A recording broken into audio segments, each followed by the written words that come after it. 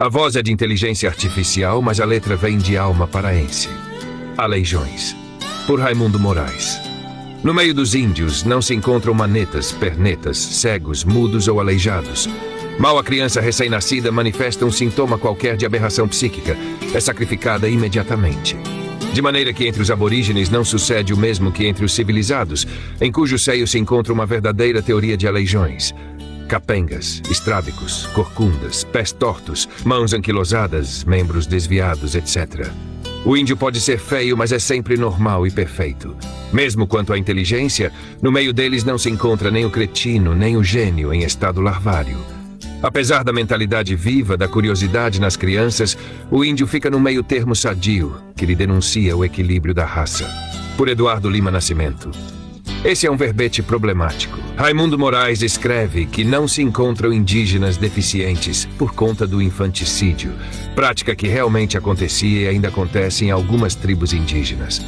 Porém, essa prática era realizada pela minoria das tribos indígenas no Brasil, o que, entretanto, não impedia a mortalidade passiva de fazer seu trabalho na seleção natural dentro de um ambiente de alta vulnerabilidade como a floresta amazônica.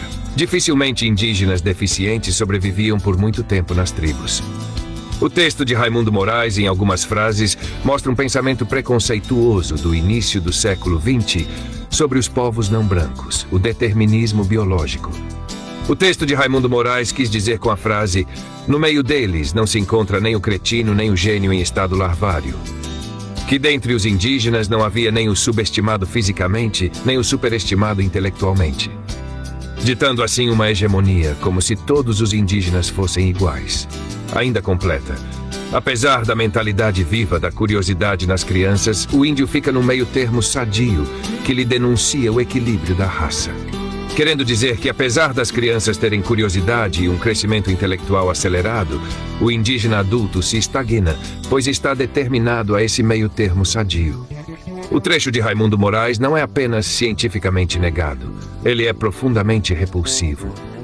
A estrutura do texto mascara seu racismo estrutural sob um elogio ao equilíbrio da raça. O texto expressa o pior do determinismo biológico e da eugenia do início do século XX. É estarrecedor ver como o texto reduz seres humanos complexos e individualizados a uma massa homogênea, sem subjetividade e genialidade.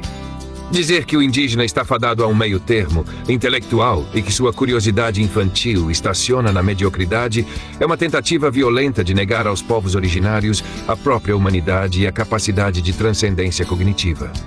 Além disso, a naturalização do infanticídio como uma ferramenta de purificação estética e a total cegueira diagnóstica, diante da brutal mortalidade infantil da época, revelam a soberba de um olhar colonialista que prefere criar o mito do bom selvagem perfeito, a encarar a realidade do abandono e das sequelas físicas causadas pelo próprio contato com o colonizador.